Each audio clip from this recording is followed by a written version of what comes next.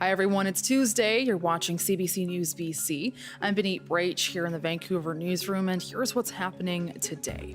Well, Premier David Eby is continuing discussions at the first ministers' meeting today in Ontario, and he's firing back at comments made about Canadian boycotts. So, for some context, on Monday, U.S. Ambassador to Canada Pete Hoekstra was speaking at a summit in Bellevue, Washington, and said that U.S. President Donald Trump thinks Canadians are nasty to deal with. And that's in part because of bans on American alcohol. And here's how Eby responded today. Obviously, if you're a mean and nasty Canadian for standing up for our sovereignty and our economy and our jobs, well, I think most Canadians would be proud to be considered mean and nasty. But to be blunt, Americans are our friends, our colleagues, and family members in many cases. An embassy spokesperson says Ambassador Hoekstra spoke for nearly an hour at the summit yesterday and is optimistic about the future of U.S.-Canada's relationship, but doesn't believe the ban on alcohol is creating a positive situation. Okay, and if you've been frustrated with how early Vancouver bars and restaurants close up, well, now there could be a change that's coming. City Council is voting on whether or not to extend hours for serving liquor. It could mean downtown areas closing up at 3 a.m. and other restaurants until 2 a.m. A restaurant owner told the Early Edition it could be a good opportunity to liven up Vancouver's nightlife, but establishments would have to weigh out if the extensions work for them. The whole question is it economically viable? Right. So for a lot of places, like I was saying, staying open till 3 in the morning, it just won't work. The patrons won't be there. But for certain places, like one of mine, absolutely they'll be there. Absolutely it'll be a little extra money in my pocket and a little more fun for the patrons who are there. City Council is set to vote on that motion today, and it's considering other factors, including public safety, public health, and late-night transit, too. And breaking news from the music world. British rocker Ozzy Osbourne has died. Osbourne was the lead singer of the heavy metal band Black Sabbath. He then went on to have a successful solo career. His death comes just weeks after a farewell performance. The family released a statement saying that he died this morning, quote, surrounded by love. Osbourne was considered a heavy metal pioneer. He and his family also starred in a reality show on MTV. He had Parkinson's disease and suffered injuries in a fall in 2019. Ozzy Osbourne was 76 years old. A woman in Haida Gwaii was stunned to see a rare sighting of an ocean giant, a leatherback sea turtle. Check this out. So a nurse who works in a remote fishing lodge captured that moment on video, and the director at the Marine Education Research Society says there have only been 147 leatherbacks documented off the coast of BC since 1931. They are an astoundingly adapted species, the only sea turtle that belongs in British Columbian waters. Other sea turtles, it's an emergency to see them, because they go into cold shock. But amongst the astonishing adaptations of these living dinosaurs is that they can deal with a really broad range of temperatures. They are massive, and she says the sea turtles can migrate thousands of kilometers from as far as Indonesia. And you are updated this afternoon. You're watching CBC News BC. I'm Benit Brach. Stay with us. BC Today is coming up next.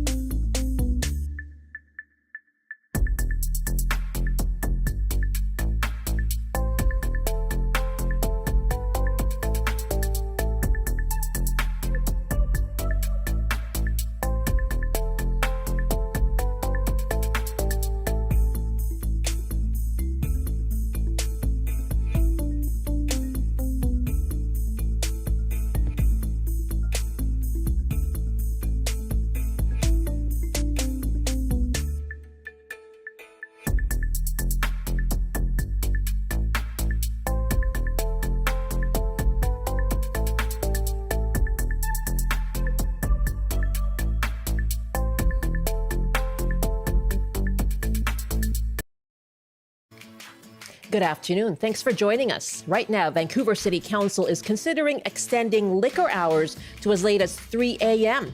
Do you want that option to drink at a bar or restaurant later, or do you have concerns about its impact? We'll take your calls. And as you have heard, heavy metal music legend Ozzy Osbourne has died at 76 years old. We'll talk about his career, his legacy. Let us know, what do you think has been his impact on music? I'm Michelle Elliott. Welcome to BC Today.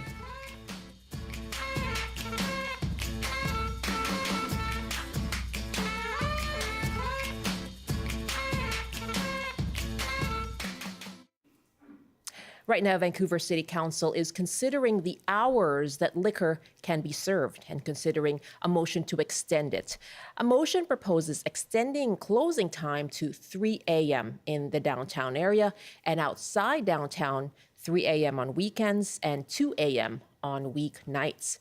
They're also considering letting restaurants serve liquor until 2 a.m. Now we want to hear from you. Do you want to see later liquor hours where you live? And do later liquor hours increase vibrancy in neighborhoods, or do they raise concerns for you? You can call us 1-800-825-5950, 604-669-3733, or you can hit pound 690 on your cell phone. You can also email bctoday@cbc.ca. My first guest is Joshua Davidson, who's Director of Operations for Downtown Van, which is the Downtown Vancouver Business Improvement Association. Joshua, thanks for joining us. Good afternoon to you. Good afternoon, Michelle. What kind of hours would you like to see when it comes to serving liquor in Vancouver? Our organization, we're speaking at City Council today, maybe you've already spoken, that we welcome 3 a.m. We see that as a really positive step, but we're pushing for 4 a.m. We want to get that conversation going. I know it's being discussed right now, but as a business improvement association, we've been discussing, sorry, that's my dog. We've been discussing with our businesses. And what we're hearing from is that they want 4 a.m. Okay, you can deal with your dog there. I think one day I'm working from home. your connection is also cutting out a little bit, so I'm hoping that improves as we're talking. But you do support extending the hours. You would like to see it go even later. Is that right? Yes, ideally to 4 a.m. 3 a.m. we're happy. That was a really good positive first step in the right direction. But from what we're hearing from our businesses and our members is that 4 a.m. would be preferable, giving that flexibility to our operators to decide what works best for them. What would that extra hour, what difference would it make? I mean, one thing is that extra hour could have an additional person employed. What we hear is that some businesses staying open until 3 would suffice, and other businesses want to stay open until 4 a.m. Some of our businesses are really busy at 2 a.m. and they know that patrons want to stay and would want to stay longer. Now, that did come up this morning, as well as city staff made their presentation, and they said with regard to that, knowing that there were some calls for 4 a.m., that would mean greater impact, greater use of resources, the need for more resources from Vancouver Police. So what do you think will be the impact, even of 3 a.m. Extended hours? What would be the impact on the environment around, the potential for disorder, for overconsumption, and increased need for police and emergency room resources? First of all, safety is always our number one priority. And we know that the Vancouver Police Department were consulted and during this report, the creation of the report, and they stated that they weren't opposed to the changes, but are going to monitor the impacts closely. The policy was really shaped with feedback from law enforcement, hospitality leaders, and BIAs such as ourselves. We know that it takes a village, and we know that there'll be lots of stakeholders involved. But currently, right now, the Granville Entertainment District is seeing 1 in 4 storefronts closed.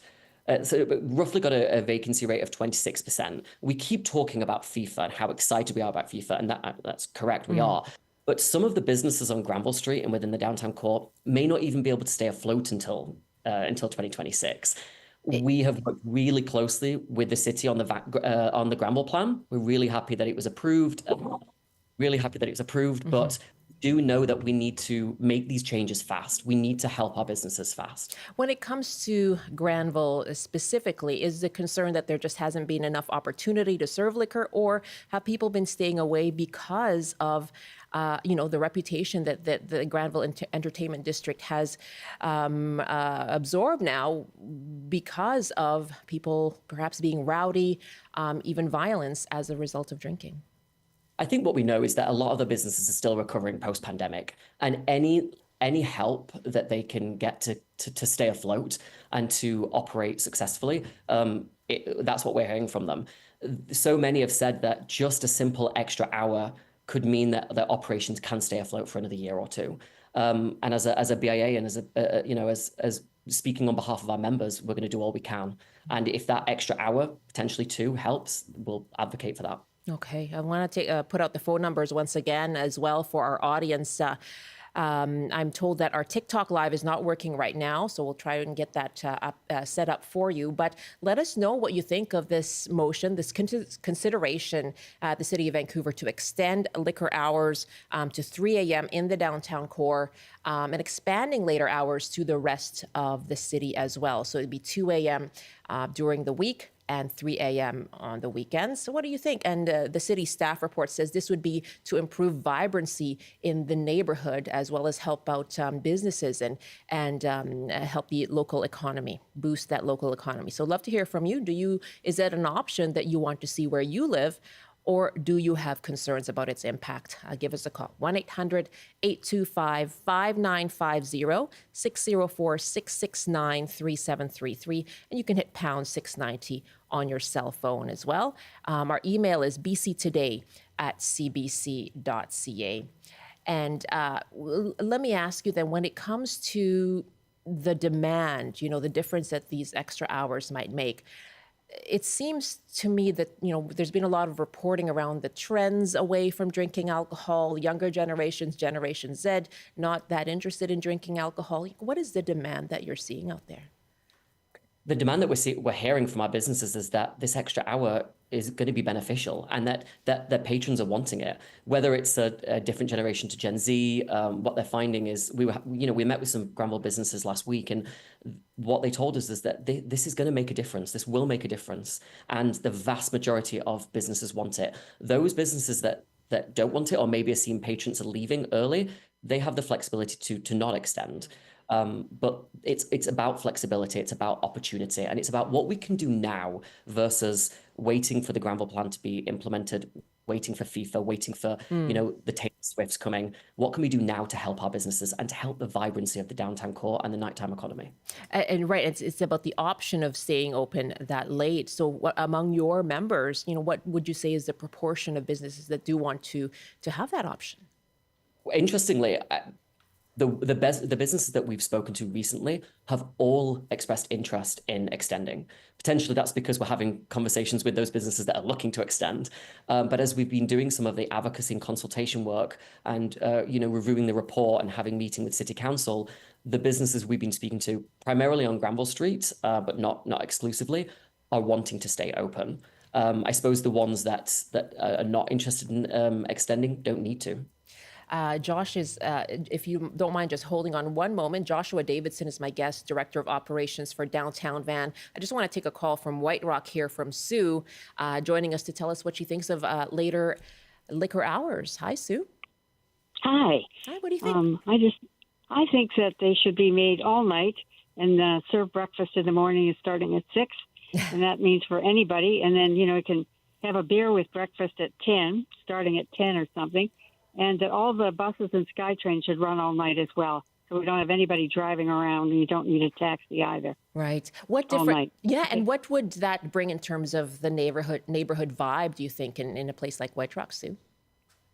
Well, we have a few pubs around here, and there's plenty of party goers here, I think. It's sort of, a lot of retirement people, but lots of beach people are there. Mm-hmm. And I think it would, up it. And a lot of people are on foot around here, too. So, I don't think it would be very harmful, actually. There's no SkyTrain, but there are some little buses around that could be upped, or it could be maybe a free taxi service or something, So you make a great point about transportation, Sue. Thanks so much for the call. What do you make of that, Joshua? Yeah, so what needs to expand when it comes to transit? We've heard that on Granville as well, right? Transit services and in general transportation services to ensure that this does happen safely. Transit is obviously a huge piece of this puzzle, and just before I came on and spoke with you, I was listening to the city council, and we know that transit extending the SkyTrain is not something that's is possible right now, but we know that the night bus service already covers downtown starting at 1:30 a.m.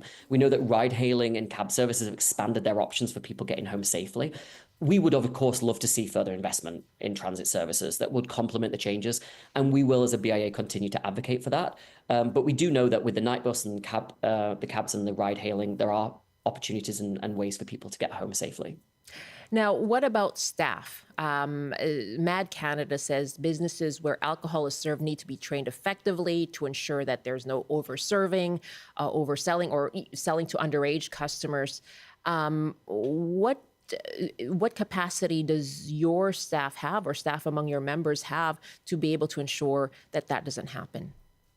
I mean, I suppose it would really be dependent on the business, and we would look to the businesses. They're the experts in that. We know that there is for the establishments that can and want to stay open later, they have the staff to be able to cover that. I know that some of the members we've been speaking to last week already have the ability to extend and extend some of the employees' hours. So they would be working with existing staff. We know some other places would have to do more hiring.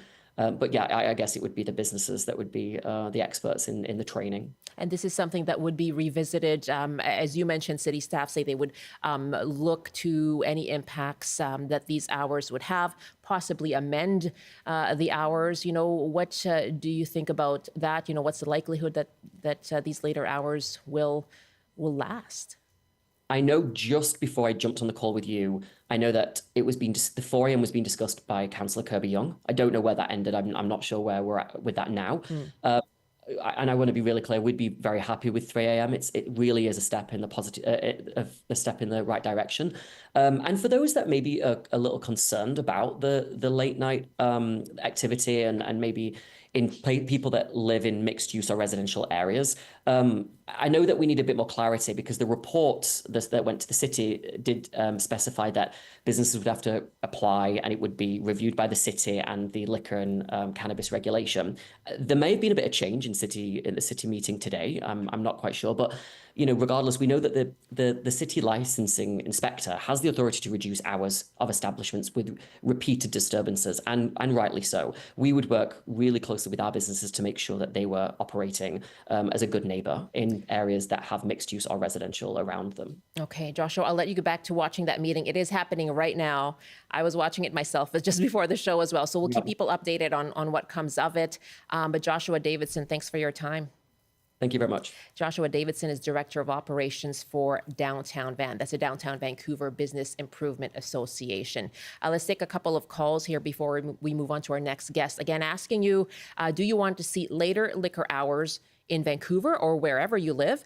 We heard from Sue in White Rock there. Do these later liquor hours, would they increase vibrancy in neighborhoods, which is what the city staff report mentions, or do they raise concerns for you? 1-800-825-5950, 604-669-3733. You can hit pound 690 on your cell phone. Email is bctoday@cbc.ca. And we are working on getting our TikTok Live fixed there for you. Basil is on the line in Port Coquitlam. Hi, Basil. Thank you. I appreciate what your guest is saying, and I can understand his point of view, but that I don't think it increased vibrancy that much, and it's all to do with money, and that's often how everything controls everything we try to do. Everyone talks about this and that, but it's all down to economics. And let's look at the research from alcohol. It is deadly. Alcohol, it causes brain problems, stroke, heart attack, liver damage. And let's not encourage more drinking of alcohol. Let's encourage fun and in other art things we can do, have music for dancing and other things we can do, a much more vibrant city than having people getting more alcohol in their system, causing more troubles maybe on the highways and traffic and people and noise and all kinds of problems. Let's not get away from money, and let's think about other factors here. Basil, your points are well taken and your concerns there. When you talk about money, these are, as he mentioned, as Joshua Davidson mentioned, these are small businesses operating in downtown Vancouver, and they say that's what's needed to keep them afloat. So what do you make of that about the support it would give to local businesses? Well, I can understand small businesses are struggling, yes, but there may be other ways of encouraging more vibrancy in where they're working and in where the people are being employed in their pubs or whatever, maybe thinking of other ways where people can enjoy themselves in the pubs while they're having a social time. Okay. Like having really danceable music, for instance, or having people coming in who amateur singers who like, it's not just the selling of alcohol when it's creating havoc with our medical department. We haven't got enough resources as it is to help people and then Basil, encourage people for a dangerous liquor. I hear all the points you're making. In fact, we're going to speak with a medical researcher right now. Basil, thank you so much for your call. Really appreciate it. And right now, Tim Naimi joins us, the director of the Canadian Institute of Substance Use Research. Tim, thank you so much for being with us. Hey, Michelle, thanks for having me. Well, you heard Basil talk about medical concerns there. What are your concerns when it comes to extending liquor hours? Well, I'm a public health researcher and physician, and I guess it's important to offer the counterpoint, which is that vibrancy is one thing, but basically the later that you go on into the night, the violence to vibrancy ratio starts to shift, right? And so the idea is that the later you go in the evening, the fewer people are around, but they have have progressively higher and higher blood alcohol concentrations. And I heard the previous guest saying if safety is the big priority, well, there's dozens of studies from around the world showing the very clear relationship between extending hours for bars and increased problems with violence, both physical violence and sexual violence. For each hour additional, somewhere probably between 5 and 10% increase in violent episodes. And then the other thing is, again, as you deal with a progressively smaller and smaller number of people who may be more and more intoxicated, you have other things like vandalism and litter and noise and other things. So again, I think these are the things that communities weigh when they're trying to consider this. The reason that there are hour limits to begin with is because these problems are well recognized. This is not, something new, and so that's how things tend to kind of shake out. Okay, but yes, there will be an increase in violence and problems when you keep bars open later. We have heard that Vancouver police were consulted in the staff report that's gone to City Council today. So is there a way to mitigate those effects by adding more resources like that? Yeah, I don't know the specifics. I live in Victoria, not in Vancouver. I don't know what the specifics. Maybe the Vancouver police have been offered additional resources. But typically, these are kind of good considerations. Is what would it take to keep things safe for other people? The other considerations might be what other people might be more likely to come to the area where there's less drinking going on, be less, let's say, intimidated about going out late at night when there are fewer people who are intoxicated. Municipalities that try to limit this, if they do it, they would maybe keep it to very certain smaller geographic regions. Another thing that a lot of places do will allow bars and restaurants to stay open past a certain hour, but just shut off the flow of alcohol. So allow people to purchase food or to congregate and be vibrant, but not to let their blood alcohol levels continue to climb through the night. You say limiting, to a smaller region within the municipality, which is the opposite of what's happening here, right? Which is what they're discussing expanding. Yeah, when it's a blanket one, and so you could keep it to places where there are fewer, residential people. But in general, the more that things are clustered, it's not a panacea, because the more things that are clustered, the more people problems you have. But in general, it might be limited in geographic area is one approach. Or if you extend the hours, but not necessarily extend the hours for the selling of alcohol. Tim, I just get you to hold on for one moment while I take a call. Tim Naimi is with me, director of the Canadian Institute of Substance Use Research, asking you if you want to see later liquor hours where you live. Ben is joining us from up north. Hi, Ben. Hi. Yeah, what are your thoughts on the idea of serving liquor later? As someone that does not drink anymore after consuming too much for too many years, I just completely disagree with opening or staying open later while serving. It's fine for the establishments to be open, selling food, having a community-centered area, but just nothing good will come with it. Up north here, I'm near Dawson Creek right now, and our hospitals and emergency services are strained enough. Our emergency departments are closed quite often for long periods of time just because they don't have the staff. And just these increased alcohol use will lead to more calls and just general disturbances as well. Good to hear from you, Ben. Thank you very much for your call. We have a couple more callers on the line, and Neil and Marilyn, if you don't mind holding on, I'd like to get to you after the news update. We are coming up against an ad break here for our TV audience. So we're going to pause. I'm going to pause right now so we can go to that ad break for our TV audience and then continue with some emails as we discuss the later liquor hours being debated right now at the Vancouver City Council. And lots of emails are coming in. Let's take a look here. Kathy writes, I was a barfly in a younger life. The entertainment music show should start earliest so people go home earlier. Jillian writes, Granville Street noise is a problem for residential buildings in the area.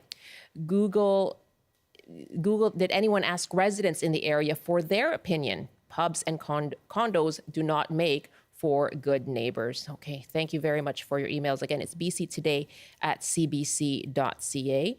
And Eleanor writes us, I am a little sickened by the idea that vibrancy equals more liquor sales. I fully agree with your first caller, Basil.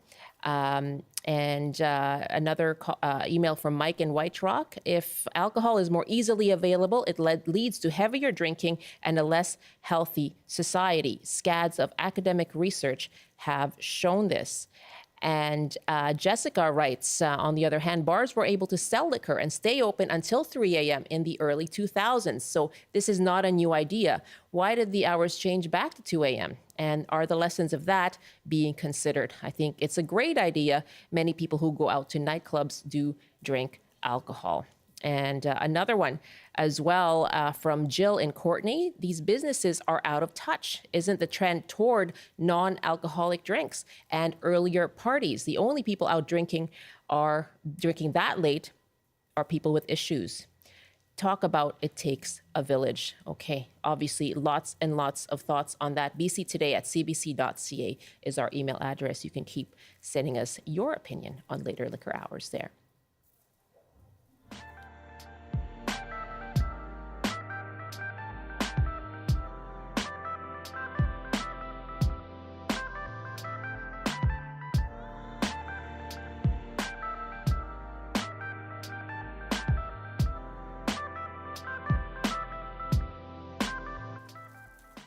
You're with BC Today here, and let's wrap up with Tim Naimi, director of the Canadian Institute of Substance Use Research. Remind us again, Tim, about the health concerns that the research has told us come with alcohol consumption and increased alcohol consumption. Yeah, mainly the best studies and the most consistent body of evidence is around violence, both interpersonal violence, physical fights, and even sexual violence. So those are the main thing. And again, it's a pretty well-established relationship there, again, between later hours of bars and more violence. And when you pull them back again, you see reductions in violence. I thought it was an interesting point that one of your emailers raised about Vancouver having gone to a 3 a.m. previously. I'd heard that, and I heard that there were problems specifically related to violence, but I didn't look into that before the show. But the evidence is best around violence. That's what's been most carefully studied. But again, there are other outcomes that are kind of related to that. And you're looking at it, of course, as a public health researcher. Correct. I'm looking at it as a public health researcher, but again, if I had my business hat on, I would start to wonder, like for other places in the area, you're catering to a smaller and smaller number of drinkers as the night goes on. And, to what extent are they benefiting the other businesses, or in fact, maybe actually detracting from the other businesses? So I think I'm glad people are thinking about this from public safety, from economics, and from health. And I should mention that in British Columbia, right now, the costs that we get from tax revenues from alcohol don't come close to covering the costs from healthcare and legal and criminal justice system costs. So it's not like, maybe for the bar owners, but for society at large, alcohol is a money loser for British Columbians. Good to talk to you today. Thank you so much for joining us. Thanks for having me, Michelle. Bye-bye. Bye-bye. Tim Naimi is director of the Canadian Institute of Substance Use Research. It is just about 12:32 now. This is BC Today, and we'll go back to more of your calls on this, as I know there are a couple of people holding the line. Thanks very much, and we'll go back to you after the news update. And as well, we're going to talk about Ozzy Osbourne, who's just died at the age of 76. Asking you, have you ever seen him perform, either with Black Sabbath or solo? What do you think is his impact on the music world? And we'll talk about that with Lisa Christiansen coming up too. That's all coming your way after this CBC News Update with Rob Zimmerman. Good afternoon. The man accused of hijacking a small plane and triggering a security scare at YVR last week is scheduled to appear in provincial court in Richmond today. Court records show 39-year-old Shahir Qasim is now facing a second charge of damaging or interfering with a navigation system. The federal government has committed about $11 million for a housing project in Port Hardy. Says the money will help address an urgent need for safe, affordable, and culturally appropriate housing for Indigenous people in the region. The government says the project includes 27 apartments across 3 low-rise buildings with a mix of 1, 2, and 3 bedroom units. And the BC Wildfire Service says 2 new fires are burning out of control on Vancouver Island. The Nanaimo River Road fire covers about 3 hectares, while the Comox Lake fire has grown to about 4. Meanwhile, a third but smaller fire is burning in the Fraser Valley, northeast of Mission. And now the forecast. Heat warnings continue for sections of the north and central coast with highs in the 30s today. A severe thunderstorm watch is still in place for much of the southern interior. Elsewhere, highs up to 23 with sunshine and a risk of thunderstorms in the Peace. In the central interior, a mix of sun and cloud with a high of 22. Highs in the mid-20s with showers and a risk of thunderstorms in the Kootenays. In the southern interior, a mix of sun and cloud with a high of 27. And for Metro Vancouver, Greater Victoria, and the Fraser Valley, lots of sunshine this afternoon with highs up to 25 inland. That's your CBC News Update from Vancouver. Rob, thank you very much. That's Rob Zimmerman in the CBC Vancouver newsroom. And of course, our newsroom is also watching to see what comes out of this Vancouver City Council meeting that's happening right now. And City Council is considering whether or not to extend hours for serving liquor, which would mean downtown areas closing up at 3 a.m. and other restaurants until 2 a.m. in other parts of the city. So we have been asking you what your thoughts are on that. Do you want that option where you live, or do you have concerns? Let's go back to some of our callers now who've been waiting patiently on the line. Neil in Vancouver, what do you think? Hi.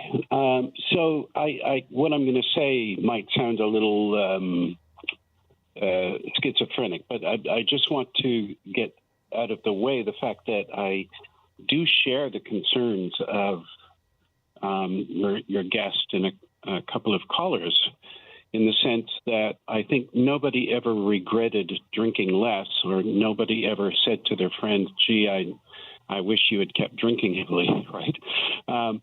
So having said that, though, what I think is that there might be an opportunity here for cultural enrichment in that maybe these extended hour licenses could be preferentially given to businesses that make a commitment to have live music rather than just Spotify or a DJ. And the reason I say that is that, you know, I'm in my 50s, and when I was young though, like in the 80s and 90s, I was in a few bands, and I remember Vancouver being a great place for live music. There were so many venues where you could go and see bands, and people could go and play their original music. And, you know, over time that got replaced by EDM, you know, the sort of constant house music that's boom, boom. They would boom also say, everywhere. though, that they're performing music as well, right?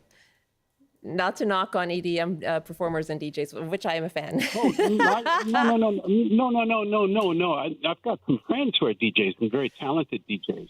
It's just that, you know, that it's quite a different thing for somebody to be playing playlists of, you know, basically computer-generated music, and people who practice their instruments, learn to sing, you know, write songs.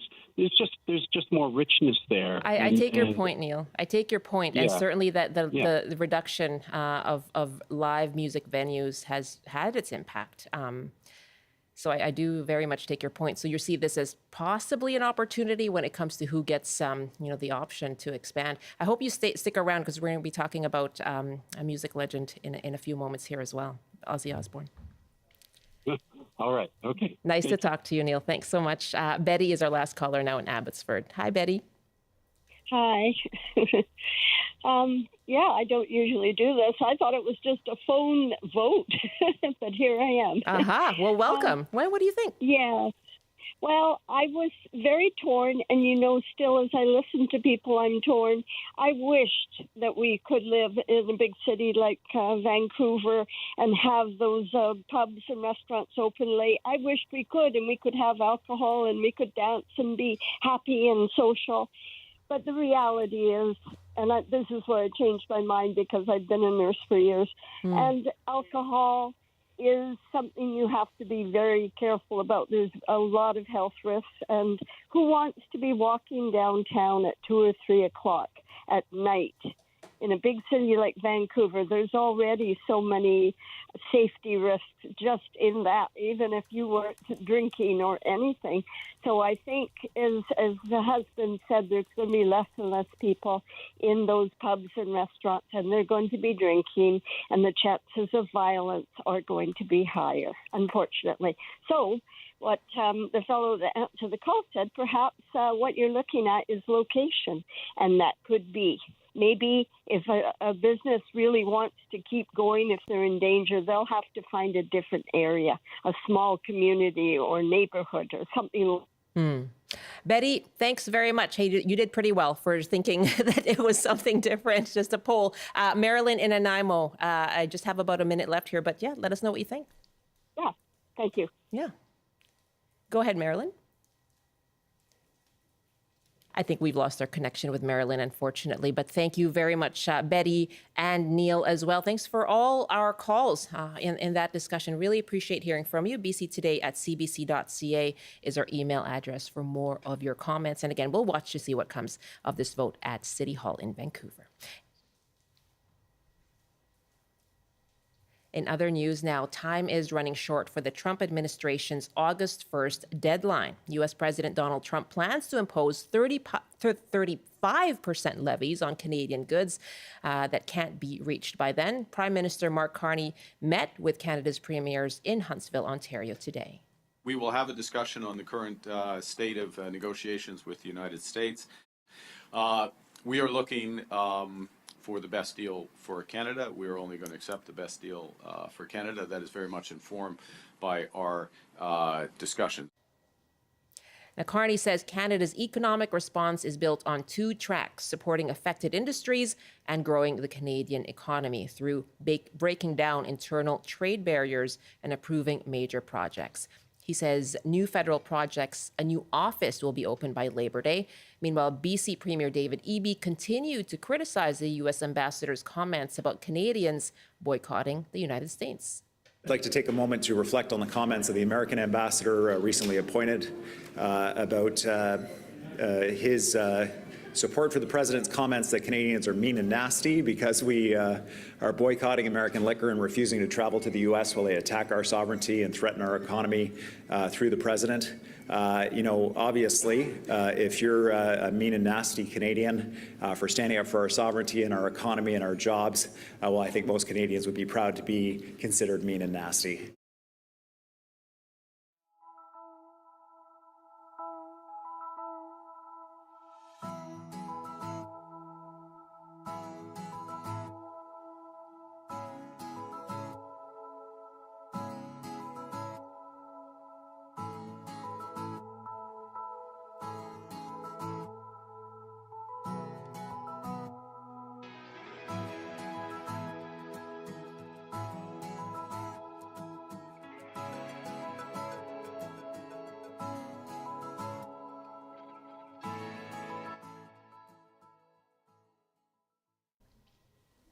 It is 12:41 now, and there is sadness among music fans today. British rocker Ozzy Osbourne, Black Sabbath frontman and the godfather of heavy metal, has died.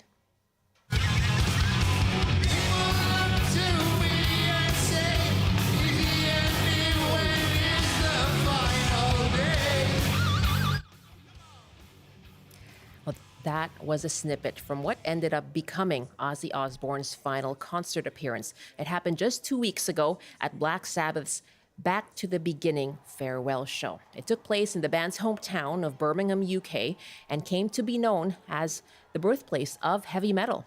Osbourne was known as the Prince of Darkness, and he kicked off his career blaring out Black Sabbath hits from Paranoid to War Pigs to Sabbath, Bloody Sabbath. He then went on to a successful solo career with songs like Crazy Train and Mr. Crowley, selling more than 100 million records worldwide. Osbourne had Parkinson's disease and suffered injuries from a fall in 2019. A statement from his family reads today, "It is with more sadness than mere words can convey that we have to report our beloved Ozzy Osbourne has passed away this morning. He was with his family and surrounded by love." Ozzy Osbourne was 76 years old. We got this email from Kathy at the start of the show who writes, "My first meaningful activism song was War Pigs, still as contemporary as ever. Ruthie Foster covered it as well. Condolences to all who loved him." Kathy, thank you very much for that. Let us know if you about a song that resonates for you, was meaningful for you, and have you ever seen Ozzy Osbourne perform, whether with Black Sabbath or solo? And what do you think is his impact on music? I think it's probably hard to even encapsulate, but you can call us 1-800-825-5950, 604-669-3733. You can hit pound 690 on your cell phone as well. Email bctoday@cbc.ca. And we do have our TikTok live open now, so you can certainly comment there too. The first person who comes to mind if you're working in the CBC newsroom here in Vancouver and you hear about Ozzy Osbourne, the first person who comes to mind is Lisa Christiansen, who's sitting beside me now. And I know this was hard news for you today. This was, and excuse me, it was very kind. So many coworkers came over, and our coworker Phil brought this picture over to me, just so we remember Ozzy back in the day. Yeah, and you were surrounded. You were surrounded today. I was, and actually got condolence messages from my children too. So who knew? They know you well. Yeah, they do. They do. They know me well. Know. I should just introduce you, of course, CBC journalist Lisa Christiansen, a pop culture music fan, also has served as a juror on the Polaris Music Prize.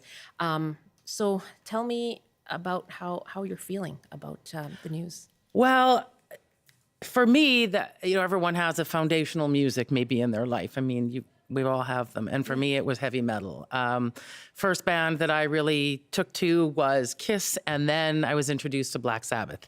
And my mother, being very, very kind, would give me whatever I wanted for Christmas. So I remember when I was 15 and I asked for Black Sabbath's Paranoid, and she gave it to me. And that was a big change for me. I just listened to that constantly. Way to go, all Mom. the time. And then I think for a lot of metal fans, things people don't know about is that there's quite a community It really is strong. Yes. People support each other. They like each other. They're kind. I think that there's, people have thoughts on what metal is, but it's actually a bunch of really cozy people who really like each other. I'll ask you about that too, because Ozzy Osbourne's image is part of that, right? What people perceive heavy metal to be. But I just mentioning the community. I was at the Squamish Nation Youth Powwow the other day and met these two folks, lovely, lovely men who had been friends for 40 years. And I said, "What brought you together?"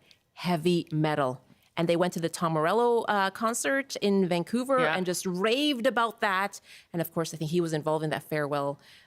He was the music director for the entire concert, which I watched. You watched. Live. I bought my ticket from 7 a.m.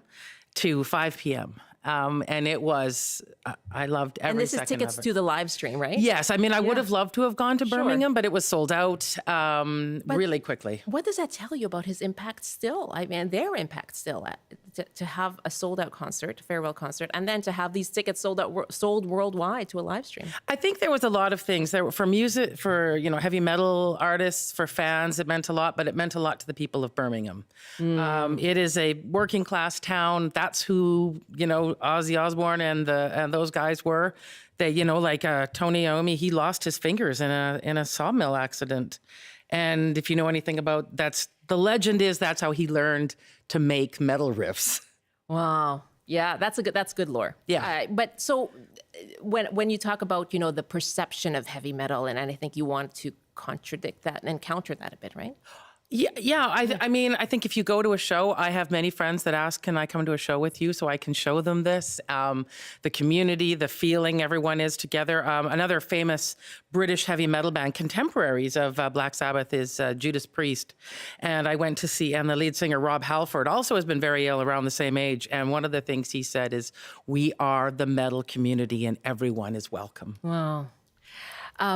So when you look back at that farewell concert just weeks ago, I mean, it turns out it was the last opportunity for people to see him. So how does it feel now looking back at that? Yeah. It's hard, right? It was already a very emotional day for everybody. Every one of the bands that performed got to do a Black Sabbath song. And all of them, when you like a niche music, you know who Black Sabbath is. So that's just something you've rolled into your interests, right? And so for all of them, it was quite impactful. And then to finally he played a solo 4 songs with his other band that he does, had been solo with. I don't want to get too niche or in the weeds. No, do. Well, when he played solo, and he had some hit songs on his own. Crazy Train, I think a lot of people know that. And then, of course, there was his reality show. Yes. In 2005 on MTV, which my family and I watched every episode. I watched it. Yeah, exactly. And so I think that, and again, like I said, it's a family. If you watched any of the behind the scenes, the hugging, they were a quirky family. They were a family. They were everyone. Yeah. And I think it's just that if you love heavy metal, you owe these 4 men the whole thing. That's exactly it, Lisa. So why don't you tell us a bit about that legacy then? Because it's enormous. It is enormous. I mean, also you can get into the weeds on who started metal, like if you want. But I think we're all just going to agree that it was Black Sabbath in Birmingham, England. And it is a blues rock variation, but it was changed. And they brought their own taste of who they were from this working class city. And I think that's something that has always stuck with Black Sabbath is that, like working people. It's that genre of music. We have some TikTok comments here now. I just want to put the phone numbers again. Let us know what you think is the impact of Ozzy Osbourne on the music world. Had you ever seen him perform? 1-800-825-5950, 604-669-3733, or just hit pound 690 on your cell phone. Our email is bctoday@cbc.ca, or you can just comment on our TikTok live there. And apparently Black Sabbath has posted a reaction on Instagram. Just 2 words, Ozzy forever. There, that's all you need. I'm going to let Lisa have a moment here. She's wearing a Black Sabbath t-shirt, by the way, for those who aren't seeing us on TV right now. We have some TikTok comments here and a question too. Bebel Moore writes, he is a legend regardless. And I am posted, which was your favorite song, Lisa? Well, I think for me, it's always going to be War Pigs. And it was mentioned earlier about how it's, if you don't know the song, it is a very strong anti-war song. And again, bringing up the fact that it's the working people that do all the fighting. It's that's who goes out there. They're on the front lines, yeah. And I mean, these are a band too that came together like post-war too. I mean, their first album was, like in the 60s. So, they have a different feeling too about what war meant to a country at that time, but it stuck and it stayed. And War Pigs is just an incredible song that I tried at karaoke once, and it was quite a scene. But anyway. Wow. You're ambitious. It was, I think it's 8 minutes, which is short for a heavy metal song. And I had forgotten really that there's a very long guitar solo, so I didn't. Well, that's some good air guitar It was some, opportunity. yes, it was, yes. You know what? I would love to hear from people in the heavy metal music community as well. I think that's just something that I would love to hear and tap into. So you want to call us 1-800-825-5950, 604-669-3733. Glenn wrote us this email. I was never a huge fan of Black Sabbath, but they did that heavy metal thing very effectively, derivative as it was of Led Zeppelin and Cream and You others. see what I'm saying? Here we go. Here we go. You were not lying, Lisa. So there's the debate right there. Yeah. That said, they did in turn influence a ton of later bands. Having an English partner who grew up near Birmingham, she even picked black currants on a farm they owned in the Midlands, I came to appreciate how rock musicians in the UK are just kind of part of the woodwork. Yeah, exactly like what you were talking about too. Like the time I saw Nick Cave walking his toddler in Camden and no one seemed to care. I think North American fans put them more on a pedestal. A few years ago, I saw this commemorative bench on the Birmingham Canal, testament to how loved they are and to an English sense of humor. Just a goofy bench with cutouts to sit next to for a silly selfie. And he sent us this fantastic photo right here. Yeah, that's the bench. Isn't that amazing? Yeah, that's fantastic. And it's true. It's really quirky. It's just cutouts of the members. Yeah, and if anyone had an opportunity to watch the concert, that there was especially on TV, there were a lot of little mini docs made around the community. Different artists were commissioned to do murals or to do other kinds of art projects to celebrate this final concert of Black Sabbath. So I don't know what it's like in Birmingham right now, but it'll be a very, very sad day for people there. Absolutely can imagine that. Brenda's joining us from Vancouver, who saw Black Sabbath in Vancouver. Hi, Brenda. Hi there. Thanks for having me on. Yeah, thank you so much for calling. How are you feeling? What are you remembering? I have the classic small town kid Black Sabbath memory, which was being 15 and lying to my parents about where we were going. And my girlfriend said she was staying at my place, and I said she was, I was at hers. And we caught the ferry over from the Nanaimo to see Sabbath. It was all extremely sketchy. Her older sister got wind of it. The only way she wouldn't tell on us is if she came with us to keep us safe. So shout out to all the big brothers and the sisters. She sat with second row. We were standing on our chairs. She sat with her ears covered the whole time. I think she may have been crying. But anyways, it was the concert of a lifetime. They left in the tank. It was so brilliant. And to all those small town kids who get it done. Oh, yeah. Brenda, what a great, fantastic story. And of course, an excellent memory for you. Unforgettable. Thanks very much for that. My guess is that, small town Canada is reeling today because that's where a lot of heavy metal is just, that is the place where it gets embraced still. All the lies you told your parents. Jeff in Kelowna. Hi, Jeff. Your thoughts on Ozzy Osbourne's passing? Well, just two quick thoughts. One is I still remember in the early 70s being probably 10 or 11 years old. And the first time I heard Sabbath, something went off in my head, and I was never right again after that, which I'm very grateful for. But the other thing I want to say is, as sad as I am, I'm kind of happy that Ozzy went out on a positive note. They did this benefit concert, and he sang so wonderfully with his band. It was the original band, all 4 members, and they really just sounded so great. And then they managed to raise $200 million for a children's hospital and hospice and for Parkinson's research. And also that final concert, Ozzy was surrounded by not only adoring fans, but also all these musicians that he inspired from Guns N' Roses, Metallica, Anthrax, Zakk Wylde. All these people were there to honor him, and it was such a great way. So as sad as I am that he's passed, it was a wonderful. It was just he dived his boots on. He went out with he went on a high note in more ways than one. Well, you said it so well, Jeff.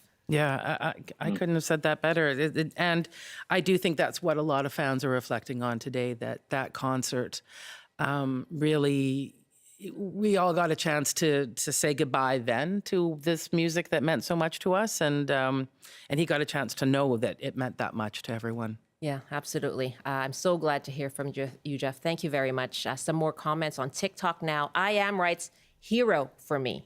And Cassie writes, my favorite was Crazy Train. I remember growing up with this music because my mom and dad are big fans. Yeah, fantastic. And I Am writes, in response, I was in grade 7 the first time I heard Crazy Train during a music elective in school. Wow, some good teachers there. Yeah, and I think a lot of people would be surprised too if they go to a metal show how many kids are there, because everybody wants to share this community with their kids. Like, I bring my kids to the shows. Okay, but you're an exception. But yes. I take your point.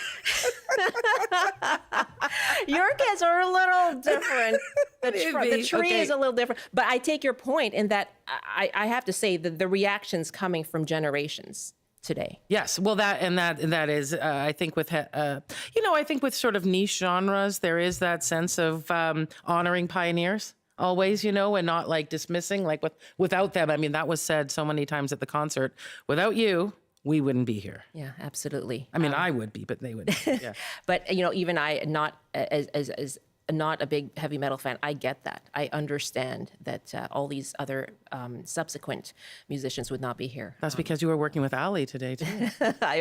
Yes, Ali Patarga, another person who's a huge fan and was really affected today, too. Mm-hmm. Lisa, I'm so glad you joined us. Oh, my pleasure. I hope everyone just go listen to some Black Sabbath, or do it the right way. Get in your car, put in a cassette, and let it go.